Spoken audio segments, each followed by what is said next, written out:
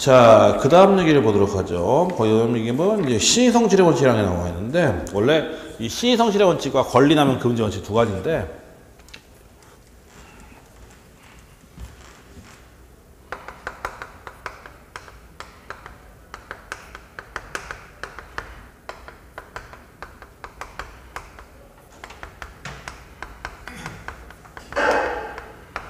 이게 이제 민법 2조예요. 민법 1조가 아까 법원, 민사에 관해서 법률의 균형을 쓰면 관습법에 관습법을 쓰면 조리가 한다. 그게 1조고.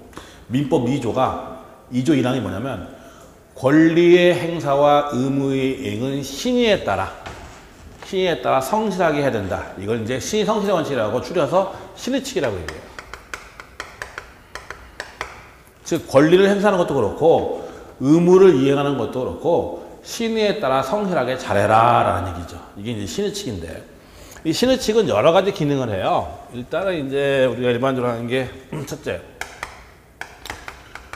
권리 창설적 기능을 하고, 둘째는 이제 권리 변경적 기능을 하고, 셋째는 이제 권리 소멸적 기능을 한다고 하는데, 이게 다 실권에 보면 이게 안 돼. 잠깐 좀 보자고요. 권리 창설적 기능하고 이게 신의칙이 뭔가. 자, 일단 좀 신의칙은 되게 그런 거예요. 신의칙이란, 자 보세요. 권리의 행사와 권리의 이행은 의무의 이행은 신의에 따라 성실하게 하라고 했어요. 자, 그럼 생각을 해보자. 내가 친구가 돈 100만 원 빌려줬어요. 100만 원. 그럼 친구가 내가 100만 원 갚으라고 요구하시는 권리 있어요, 없어요? 있죠. 그럼 갚으라고 요구하시는 권리 있죠? 권리 행사해야죠. 밤 12시만 되면 전화해요. 돈 갚아.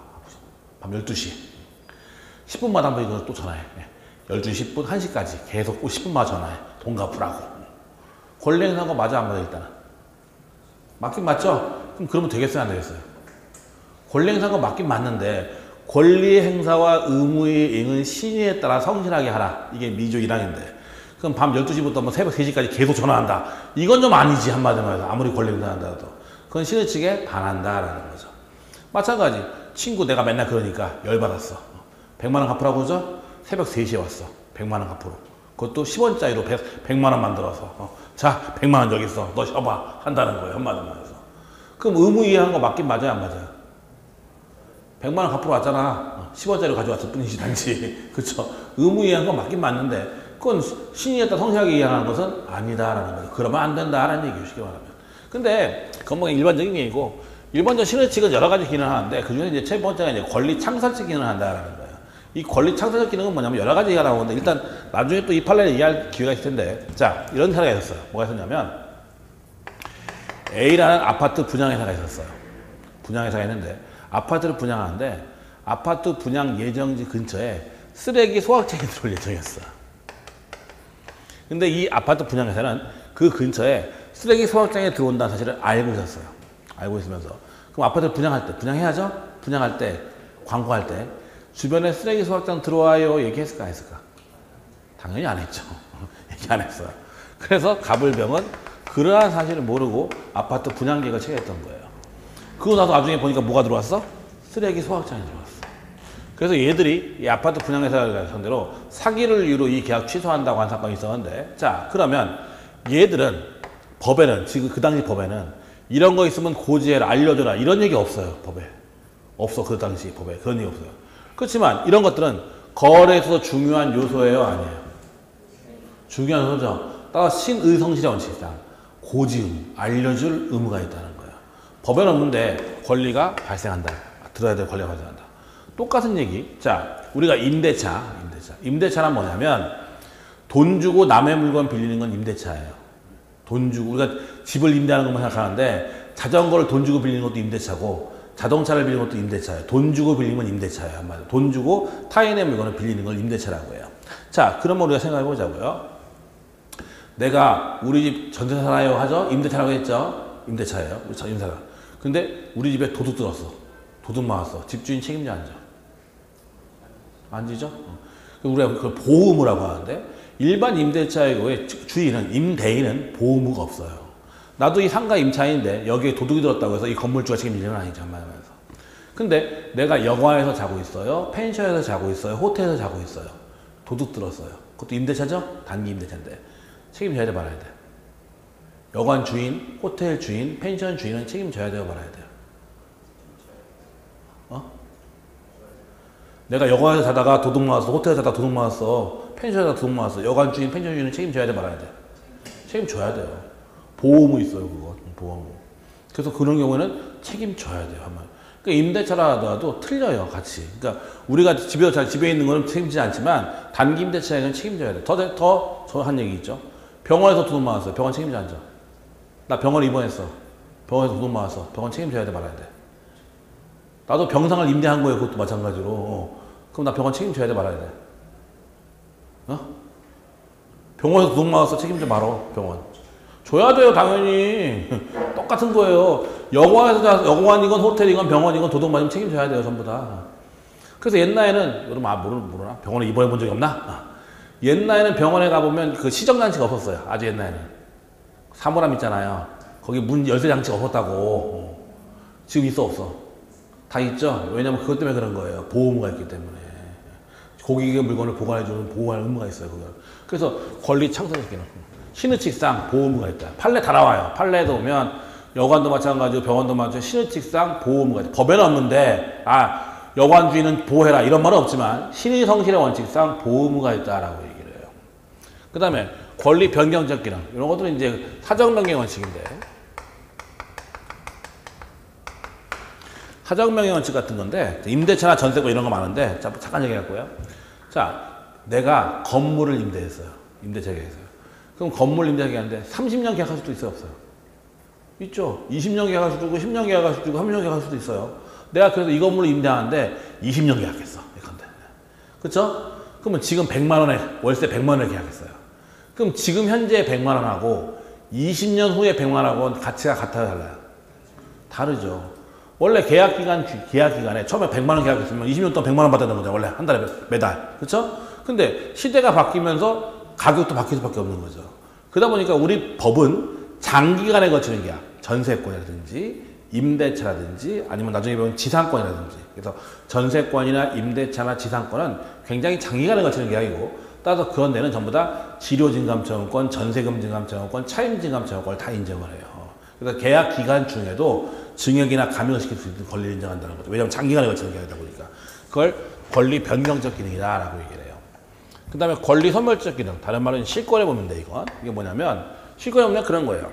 권리가 있고, 권리를 행사할 수 있음을 알면서도, 권리가 있어요. 권리가 있고, 권리를 행사할 수 있음을 알면서도, 장기간에 권리 행사가 없었기 때문에, 상대방이 권리를 행사하지 아니할 것이라는 신뢰가 생기는 경우에 그 권리가 소멸한다는 법리를 실권의 법리다라고 얘기를 해요. 되게 어려운 말 같은데, 사실 알고 보면 별거 아니에요. 자, 생각해보세요. 어떤 얘기인가? 내가 친구한테 돈 100만 원 빌렸어요. 100만 원 빌려주고 야, 너 11월 1일까지 갚아. 11월 1일까지 갚으라고 얘기했어요. 돈 100만 원 빌려주면서 11월 1일까지 갚아라 라고 얘기했죠. 근데 11월 1일이 됐네요? 됐는데 내가 갚으라는 얘기를 안 해.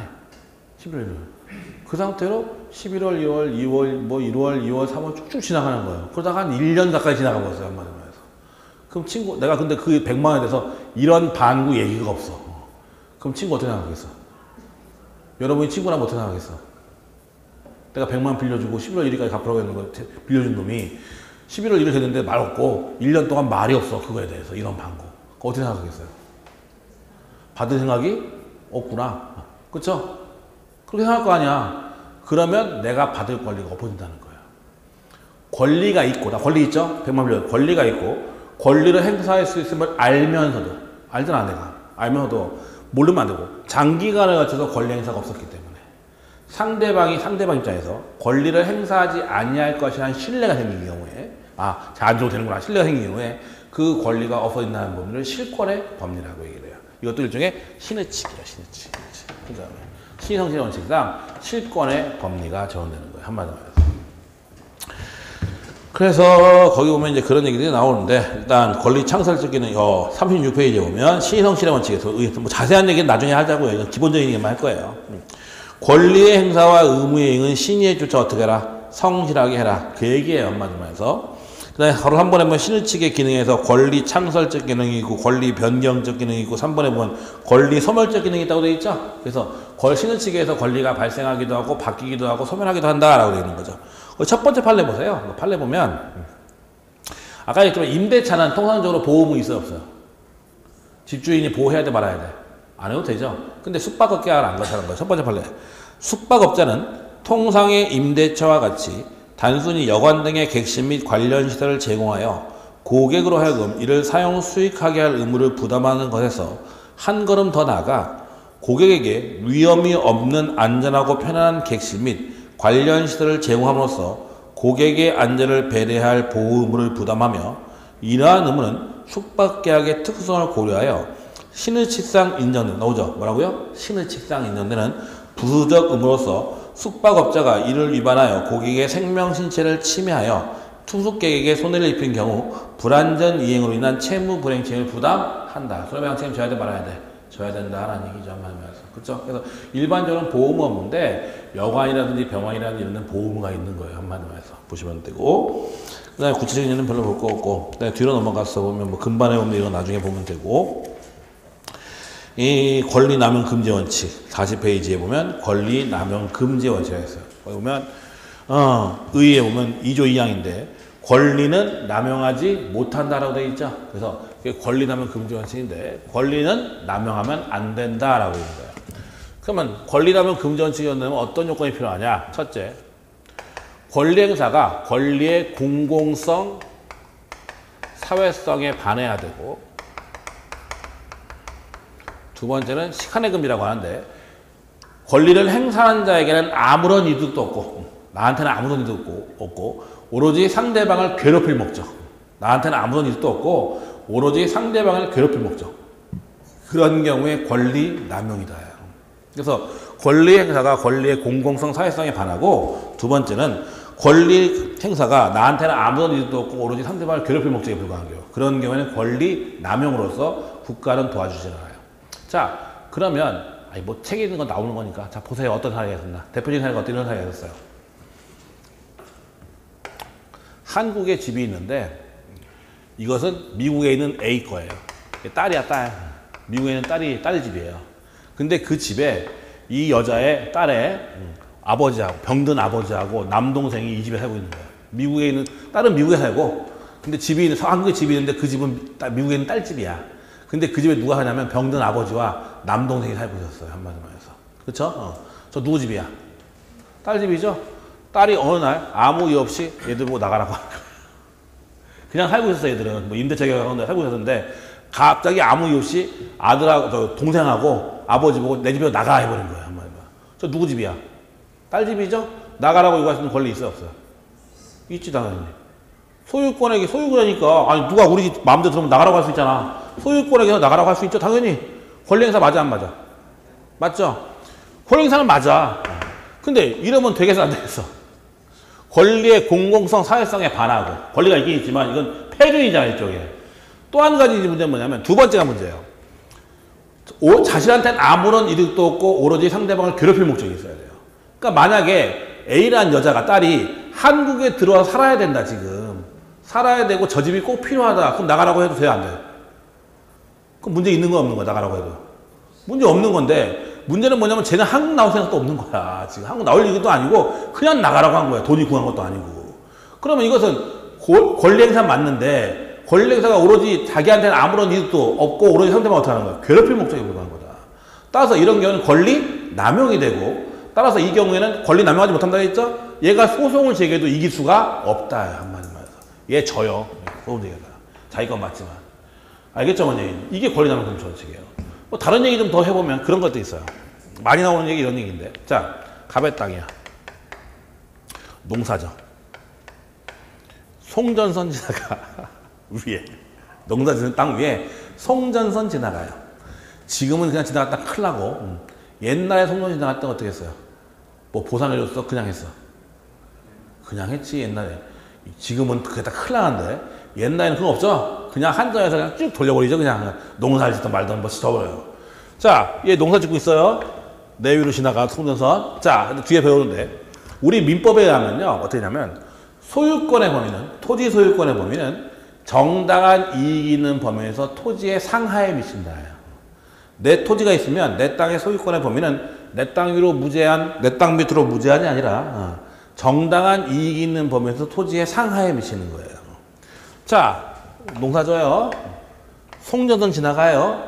낮은 데로 지나가요. 낮게 지나가요. 그럼 소유권의 범위 아니야. 범위죠? 그럼 얘는 당연히 이거 치워라 요구할 수 있는 권한이 있어요? 없어요? 있죠. 근데 이거 치우려면 돌려야 되는데 20억 든대. 20억 든대요. 그런데 얘가 이걸 갑자기 치우라고 얘기하는 거예요. 한마디로 해서. 너 이 땅은 절대 농지야. 농사밖에 못 져. 자, 그러면 얘 권리 행사한 거 맞아 안 맞아? 맞죠? 맞는데 자, 만약에 절대 농지죠? 얘 뭐만 할 수 있어? 농사만 질 수 있죠. 다른 거 할 수 있는 거 없잖아. 만약 얘가 이게 땅에서 건물 지려고 해요. 건물 지려고 하는데 얘 때문에 못 져. 근데 그러면 또 돌아가는데 한 100억 든대. 100억. 그래도 치워야 돼 말아야 돼? 치워야 돼 그거는. 아, 내가 건물 질 건데 그럼 100억이 있던 2천이 1000이 있던 상관없어요. 정당한 권리 행사요 아니에요? 그런데 맞으니까 그 경우에 건물 지려면 이거 치우라고 얘기하면 100억이 아니라 1000억이라도 옮겨야 돼. 이건 어쩔 수 없어. 그쵸? 그런데 농사 짓잖아. 어차피 딴 거 해 못해. 못하고 이거 있어 상관없잖아. 그러니까 이런 경우는 권리 남용이 될 수가 있다. 물론 내 땅을 지나갔으니까 이걸 치우라고는 할 수는 없지만 보상금은 받을 수 있죠. 손실보상은 청구할 수 있어. 손해배상은. 근데 치우라고 얘기할 수는 없다는 거죠. 건물을 지려고 했으면 당연히 치우라고 할 수 있어요. 그게 1000억이 들든 2천억이 들든 상관없어. 몇 조가 들어도 상관없어요. 치우라고 할 수 있어요. 얼마든지. 근데 절대 농지면 어차피 농사밖에 못 지니까 그걸 하는 것은 권리 남용이 될 수 있다라는 거예요. 한마디로. 알겠죠? 뭔 얘기인지. 그래서 같은 케이스라도 뭐에 따라 틀려지는 거예요. 한마디로. 권리 남용이 될 수도 있고 안 될 수도 있고. 알겠죠? 보시면 되는 거죠. 그래서 원래 이 시의성실 원칙이나 권리 남용 금지 원칙은 전부 다 구체적 타당성을 이야기한 거예요. 사실은. 즉 법의 경지성을 막기 위한 거예요. 자, 아까처럼 미국에 있는 딸 소유자야 아니야? 소유자잖아. 그럼 소유권에게 나가라고 할 수 있어요? 없어요? 있죠. 그러니까 만약 이 규정이 없다면 무조건 나가야 돼 말아야 돼? 나가야지. 그렇잖아요. 근데 저 규정에 의해서 구체적인 타당성을 보장해 주는 거예요. 한마디로 신의 측이나 권리남용 금지 원칙은 일단 법의 규정이 있으니까 법대로 따라야 되는데 또 케이스 바이 케이스잖아. 또 딱한 사정이 있으니까 구체적 타당성을 기획해서 만들어 놓은 거예요. 그래서 저거는 원래 최후적으로 보충적으로만 적용되는 거예요. 저기서 마지막 수단으로 적용되는 거예요. 저기에서 보시면 아무튼 이게 권리남용 금지 원칙이다. 거기 보면 나오죠. 요건에서 동그라미 1번 객관 요건 거기 보면 권리가 남용되기 위해서 일단 권리가 존재하고 그 권리가 권리자에서 행사될 것을 전제로 한다. 나와 있고 마지막 줄 보면 권리 행사가 권리의 사회성 공공성에 반하는 것이 하나 나와 있죠. 1번에 동그라미 1번의 마지막 줄에 2번 주관 요건에서 학설은 권리자가 자신에게 정당한 이익이 존재하지 않음에도 오로지 상대방을 해칠 목적의 경우 즉 주관 요건은 필요 없다고 하는데 판례의 주류는 가해 의사를 요구하는 편이다 나와 있죠. 그래서 자기한테는 아무런 이득도 없고 오로지 상대방을 어떻게 하는 목적? 괴롭힐 목적. 그 경우에 권리 남용이다. 보시면 되죠. 그 정도 하면 되고 41페이지에 보면 판례들이 쭉 나오는데 그 중에 네 번째 판례 한번 볼까요? 그게 지금 그 판례인데 외국에 이민을 가 있어 주택에 입주하지 않으면 안 될 급박한 사정이 없는 딸이 고령과 지병으로 고통을 겪고 있는 상태에서 달리 마땅한 거처도 없는 아버지와 그를 부양하고 동거하면서 있는 남동생을 상대로 자기 소유 주택의 명도 및 퇴거를 청구한 행위가 인륜에 반하는 행위로서 권리남용에 해당한다. 나와 있죠. 그래서 이런 것들은 권리남용이 될 수 있다라는 거야. 보시면 되고 첫 번째 판례 볼까요? 40페이지 맨 밑에 첫 번째 판례 동그라미 1번 권리행사가 주관적으로 오직 상대방에게 고통을 주고 손해를 입히려는 데 있을 뿐 이를 행사하는 사람에게는 아무런 이익이 없고 나오죠. 객관적으로 사회질서에 위반된다고 볼 수 있으면 그 권리 행사는 권리 남용으로 허용되지 아니하고 나오죠. 그래서 권리 남용이 되려면 권리 행사가 권리의 공공성, 사회성에 반해야 되고 오로지 상대방을 괴롭힐 목적에 불과해야 된다라는 거죠. 보시면 되고 그 다음에 나머지는 별로 신경 쓸 거 없는 얘기고 그 정도 보면 되고 그 다음에 쭉 넘어가서 지금부터 자연인 53페이지를 보자고요.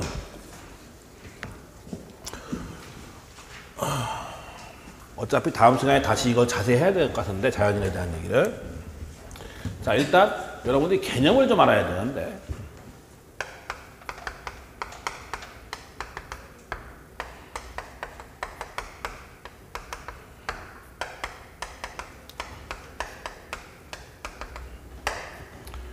시험에 무지하게 잘 나오는 게 자연인인데, 자연인에 대한 얘기는 시험에 되게 많이 나와요. 그래서 좀 특히 미성원자에 대한 얘기가 시험에 굉장히 많이 나오는데, 일단 개념부터 알고 가죠. 일단 권리 능력이라는 개념이고, 의사 능력이라는 개념이고, 행위 능력이라는 개념이, 이 세 가지 개념이 있어요. 이때 첫 번째 권리 능력이란 뭐냐면, 권리 의무를 가질 수 있는 능력을 권리 능력이라고요. 뭐라고요? 권리나 의무를 가질 수 있는 능력, 그걸 권리 능력이라고요. 그러면 대한민국 법자에서는 권리 능력을 갖는 게 누구냐 했을 때 딱 2명이에요.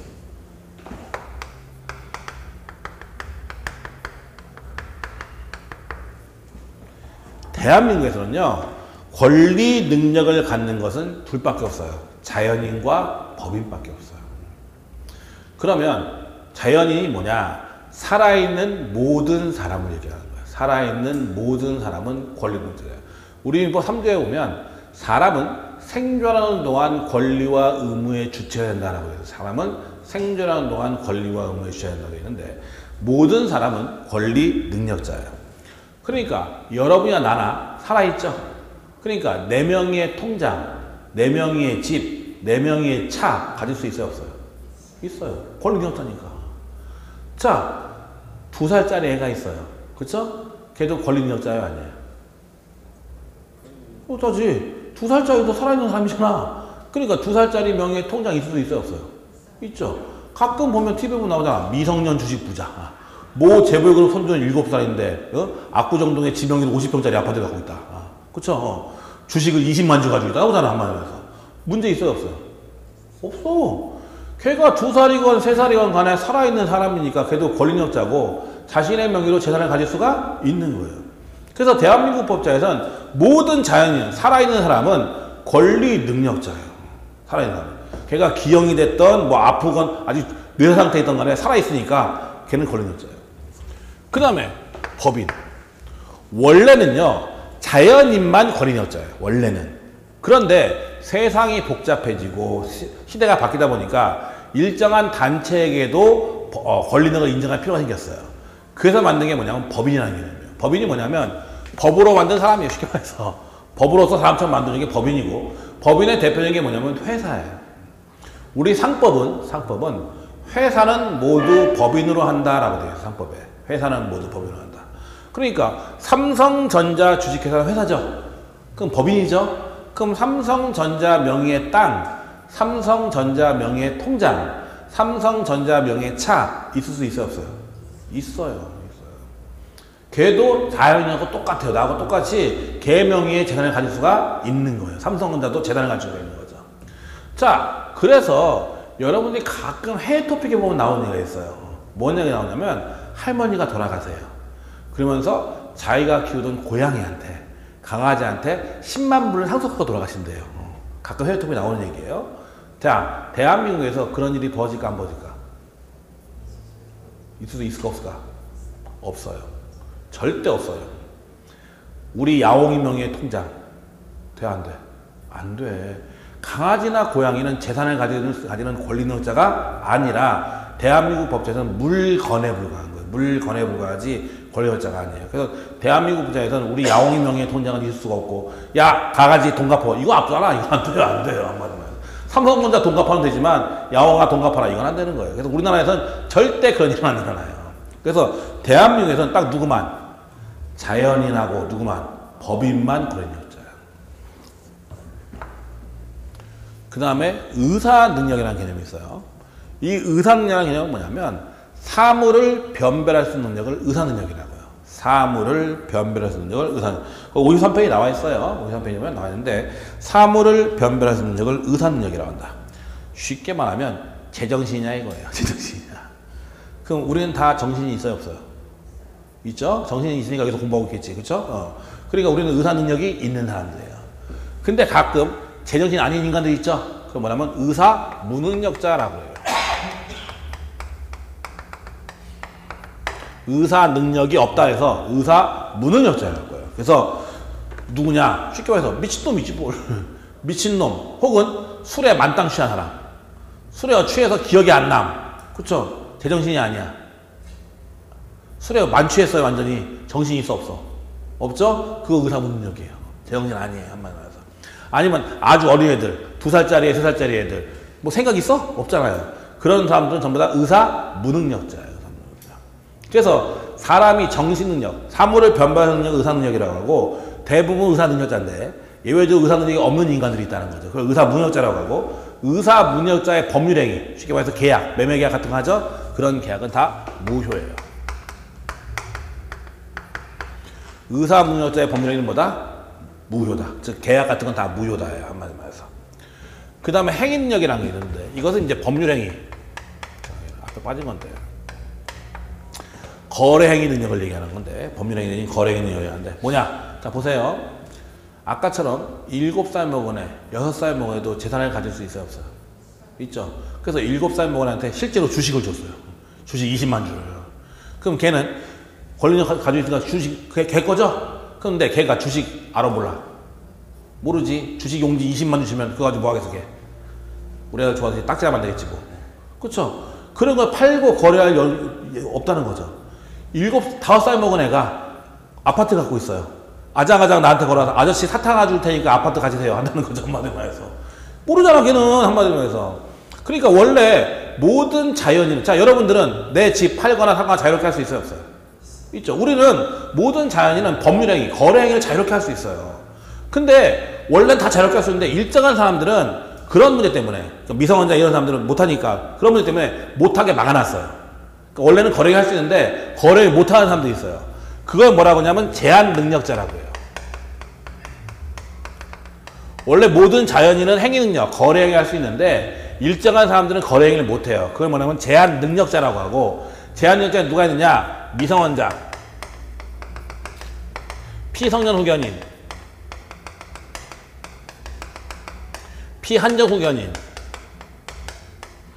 피특정 후견인이 있어요.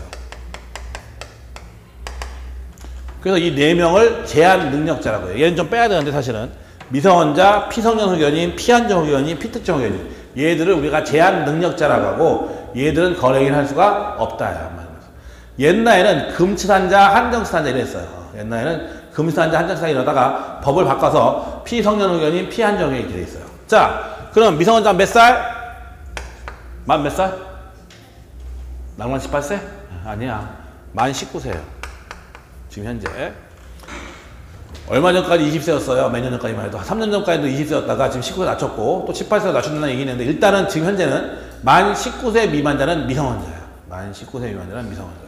그래서 얘들은 거래행위를 할 수가 없어요. 자, 7살 먹은 애, 10살 먹은 애 전부 미성년자죠? 걔들은 재산을 가질 수 있어요? 없어요? 있죠. 근데 거래행위는 못해요. 미성년자이기 때문에 거래행위는 못하는 거예요. 그럼 누가 해줘야 돼? 법정 대리.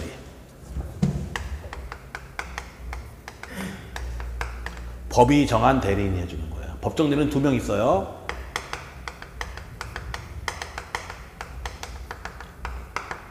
친권자가 있고 후견인이 있어요. 부모는 친권자고 부모 외자는 후견인이에요. 그래서 부모와 친권자고 그 외에는 후견인이에요. 그래서 미성년자는 만 19세 미만자가 미성년자예요. 그 다음에 피성년 후견인, 피한정 후견인, 피특정 후견인이 있는데 이거 앞에 다 똑같은데 질병, 장애, 노령 그 밖에서 질병, 장애, 노령 그 밖의 사유로 인한 정신적 제약으로 다음 시조에 자세히 배울 거예요. 얘는 사무처의 능력이 지속적 결여, 얘는 부족한 놈, 얘는 일시적 후원 필요한 놈 이렇게 있어요. 그래서 피성년 후견인은 질병, 장애, 노령 그 밖의 사유로 인한 정신적 제약으로 사무처리 능력이, 일처리 능력이 지속적으로 결여됐대요. 그 뭐야? 일하는 능력이 지속적으로 없다. 제정신 아니다라는 거예요. 그 다음에 얘는 부족하대. 쉽게 말해서 떨어진다 이 얘기죠. 한마디로.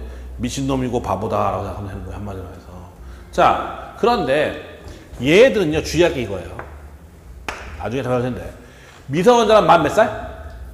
19세 미만자 획일적으로 미성년자인데 사무처리 능력이 지속적으로 교현된다든지 혹은 사무처의 능력이 부족하다고 해서 무조건 피성장 의견이 피한정이 되는 것은 아니고 이건 반드시 법원의 선고가 있어야 돼요. 법원에서 결정을 해줘야 된다고. 자, 얼마 전에 롯데 왕자 사건이 롯데 왕자들의 날 있었잖아요. 롯데 지금도 문제지만. 자, 롯데 회장 신격호인가? 신격호 회장. 그 양반 90 넘어가지고 조금 왔다 갔다 하시는 것 같은데 보니까. 권리능력자형 아니에요. 신격호 회장 아직 살아있잖아요. 권리능력 90살 넘었어. 지금 넘었는데 왔다 갔다 하시는 것 같은데. 법정에서 막 보니까. 자, 그 양반 권리능력자형 아니야. 맞죠? 권리능력자예요. 거래행위 할 수 있어 없어? 행위 능력자잖아. 그 양반 미성년자야? 아니잖아. 거래행위 할 수 있죠? 모든 자연인은 원래 거래행위를 할 수 있어요. 한마디만 해서. 그러니까 미성년자 아니잖아. 그러니까 그 양반 거래행위 할 수 있다고. 근데 약간 치매 약간 있어가지고 막 왔다 가잖아. 그러니까 잘못하면 문제가 생길 수 있죠. 그렇다고 해서 무조건 제한이 되는 건 아니고 그러면 법원에 이걸 신청해야 돼요. 신청했거든 사실은. 그 자식들이 피한정 의견이 피성장 의견이 법원에 신청을 해요. 신청을 하면 법원에서 상태 봐서 아주 안 좋으면 피성장 의견인, 조금 괜찮으면 피한정 의견 결정을 해버려요. 그럼 그때부터 걔들이 제한연자가 되는 거야. 제한연자가 무조건 되는 게 아니에요. 그래서 미성년자는 획일적으로 19세인데 얘들은 법원에 선고가 있어야 돼요. 그럼 얘들은 누가 해주냐? 법정 대리인이 해줘야 되는 거고 법률행위를 거래행위를 지가 만약 독자적으로 하면 얘들의 법률행위 어떻게 하면 취소할 수 있어요. 어떻게 할 수 있다고요? 취소할 수 있다고. 자, 그러면 여기 보자고요.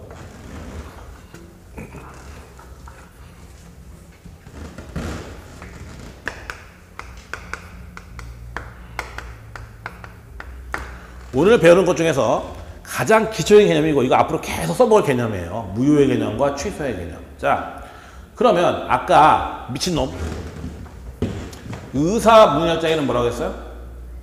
의사문역장애는 무효라고 했어요. 얘들 제한능력장애가 들어갔으면 취소할 수 있다고 했어요. 그래서 의사문역장애는 무효라고 했고 제한능력자의 법률행위는 취소할 수 있다고 했는데 그러면 무효는 뭐고 취소는 뭐냐 이거예요. 무효는 뭐고 취소는 뭐냐. 그러면 무효는 뭐냐면 잘 봐요. 무효는 처음부터 끝까지 아무런 효력이 없는 게 무효예요. 계약을 맺었는데 처음부터 끝까지 아무런 효력이 없는 거예요. 취소는요. 일단 효력이 있어요. 그 계약은 효력이 있고 있다가 취소권자는 얘들만 취소권자야. 상대방은 취소 못해요. 취소권자가 취소하면 처음으로 돌아가서 효력이 없어져요. 이때 처음으로 돌아가는 것을 법률용어로 뭐라 하면 소급표라고 얘기를 해요. 법률용어로 처음으로 돌아가는 걸 소급표라고 얘기를 하는데 즉 무효는 처음부터 끝까지 아무런 효력이 없는 거고요. 취소는 일단 효력이 있어요 없어요? 있다가 취소하면 처음으로 돌아가서 없어져서 무효하고 똑같은 경우가 돼버려요. 이게 취소의 개념이에요. 개념적으로. 자, 그러면 법률행위가 무효가 되거나 취소가 되면 어떻게 되느냐? 무효가 되거나 취소가 되면 어떻게 되느냐? 똑같아요.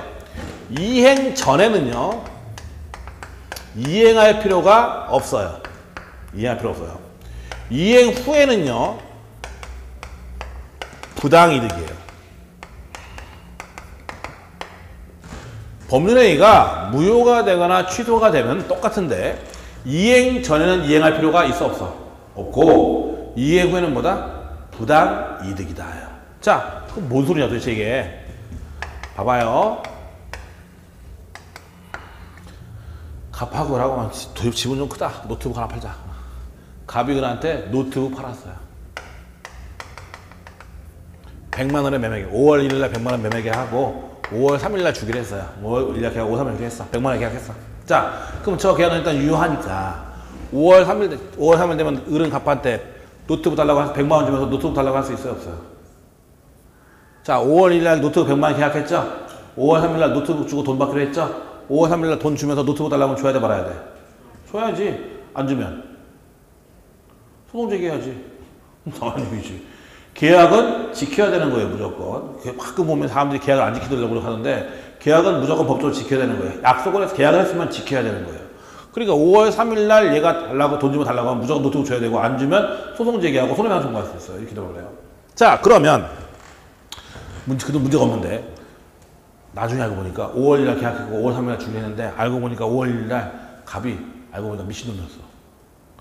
갑이 미친놈이었어, 알고 보니까. 그럼 저 계약은 뭐예요? 노트북 매매 계약은 뭐야? 의사무능력이라는 거죠? 갑이 의사무능력자였어요. 그럼 노트북 계약은 뭐예요? 무효. 이 100만 원의 매매 계약은 무효예요. 아무런 효력이 없어요. 처음부터 끝까지.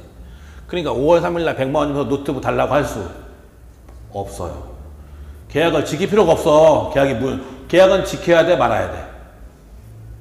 계약했으면 지켜야 돼, 말아야 돼.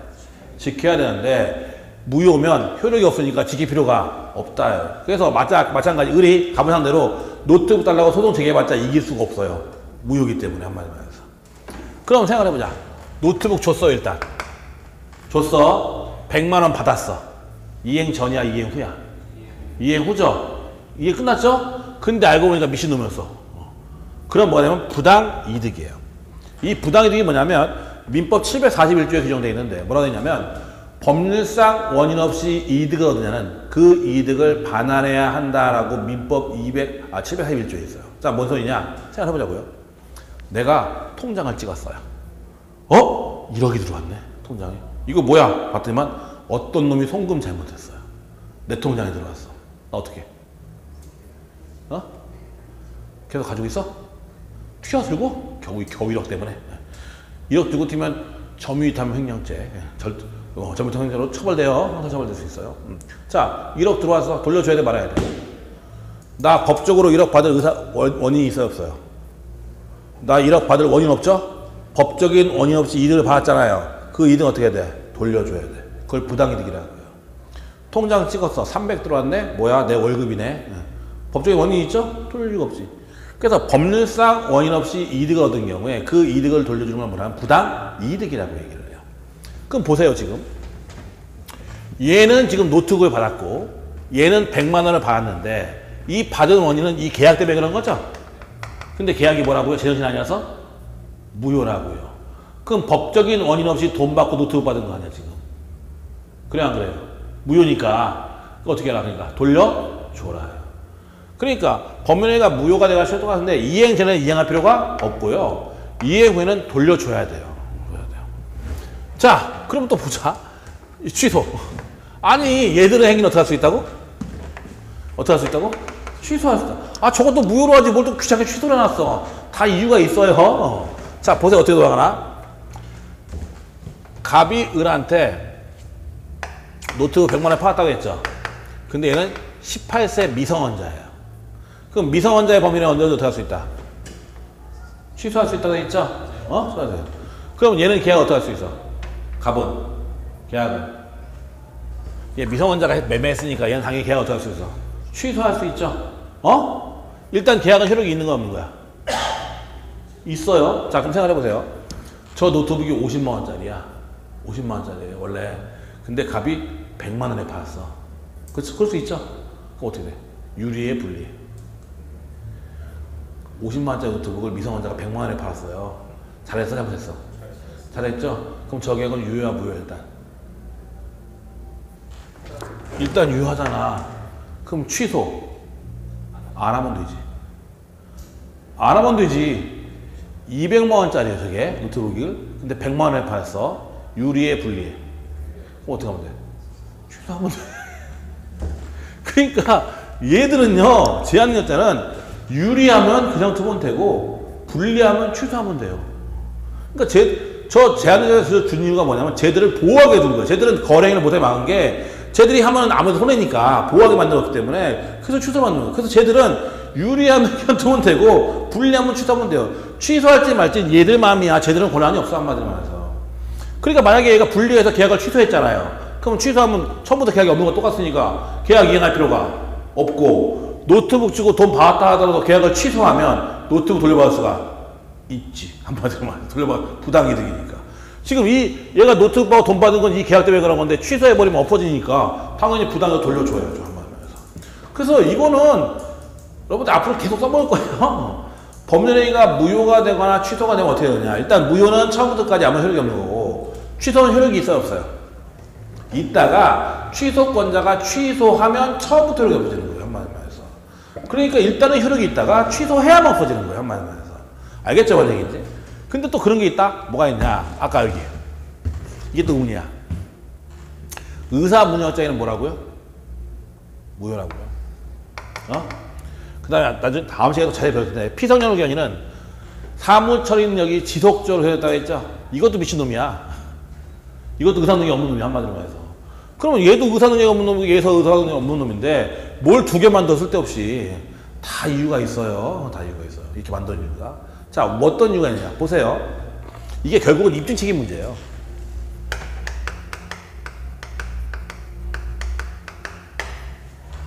입증 책임, 증명할 책임 문제인데 생각을 해봐요, 지금부터. 내가 정신이 출퇴근해요. 정신이 왔다 갔다 해. 근데 어떤 중요한 계약을 맺었는데 하필 정신이 퇴근할 때 맺은 계약이에요. 정신이 왔다 갔다 출퇴근하는데 어떤 중요한 계약을 맺었는데 그때는 정신이 퇴근할 때 맺었어요, 하필. 그럼 그 계약은 뭐예요? 정신이 없을 때 맺은 거죠? 의사무능력이죠? 그 계약은 뭐예요? 무효지. 의사무능력자의 범위는 뭐라고 했어요? 무효라고 했잖아요. 그러니까 나 그 계약 당시에 제 정신이 아니었기 때문에 그 계약은 무효예요. 그럼 나는 얘기하겠죠. 나는 그 계약 맺을 때 정신이 없었기 때문에 무효라고 주장을 하겠죠.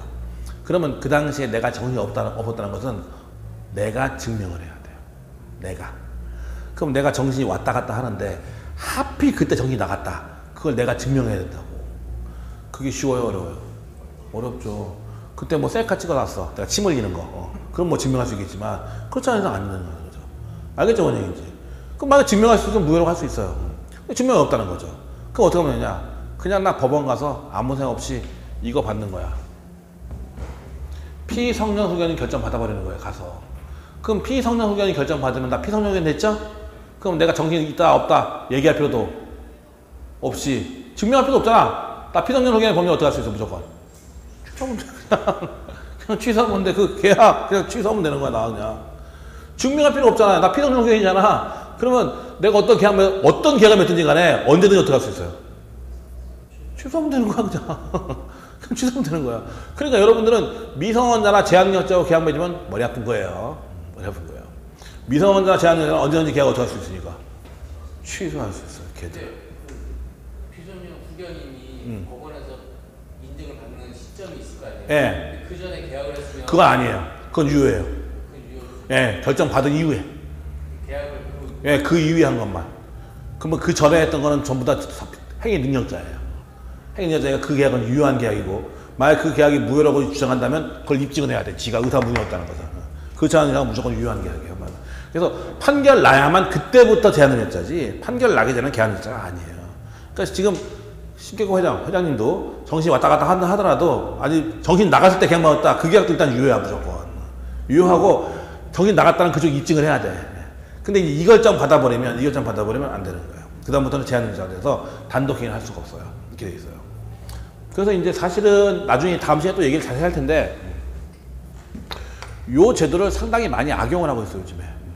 질병, 장애, 노령, 그 밖의 사유로 인한 정신적 제약이 있는데, 어떤 사유로 하냐면, 우리 아버지가 돈이 많아. 우리 집은 그럴 일 없지만, 우리 아버지가 돈이 많은데, 막 사방에 자선단체에 기부해.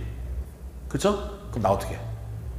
우리 아버지가 건물도 많고 재산도 많은데, 뭐 사회 할원하겠다고 여기도 기부하고 저기도 기부하고 계셔요. 그럼 아버지 돌아가시면 나 상속받을 때 어떻게 돼? 상속 재산이 적어지잖아. 그러니까 법원 가서 이거 신청한다. 우리 아버지 돈 못 주게. 그래서 피성년 의원이 피한정 신청해버려요.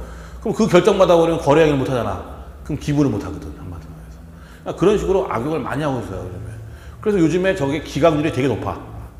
기각률이. 법원에서 받아서 직접 봐가지고 상태 받아 결정하거든요. 그래서 신청했을 때 기각률이 되게 높아요. 그런 식으로 악용하는 인간이 너무 많거든요, 요즘에. 그러니까 아버지 재산 득하려고 뺏어먹으려고. 그리고 아버지가 이제 그거 결정 받잖아요. 그럼 되게 자식이 재산 관리인이 돼버리거든. 법정 대리인이 돼버리거든.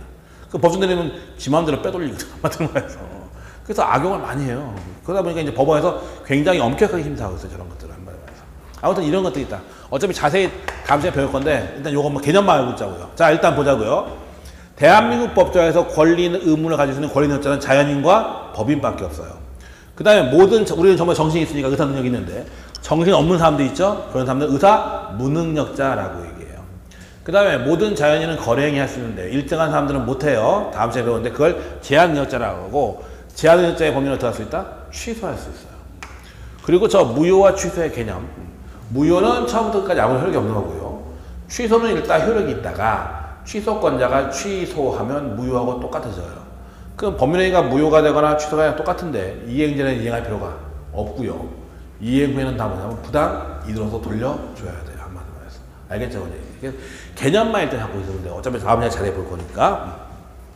일단 거기 보면 53페이지에 권리 능력하고 나와 있죠. 그러면 권리 능력이란 권리와 의무의 주체가 되는 자격을 의미하고 민법 3조는 사람은 생존한 동안 권리와 의무의 주체가 된다고 규정하고 민법 3, 2, 4조는 법인은 법률의 규정에 조차 정관으로 정한 목적의 범위 내에서 권리와 의무의 주체가 된다고 규정한다. 나와 있죠. 그래서 우리 민법상 권리 능력을 가진 자는 자연인과 법인이다. 나와 있고 구별 개념 의사 능력 자기 행위의 의미와 결과를 판별할 수 있는 정신 능력을 의미하며 사안에 따라 개별적으로 판단하는데 민법은 의사 능력에 관한 규정 없으나 일반적으로 의사 능력 없는 자의 법령에는 뭐다? 무효다. 나와 있죠.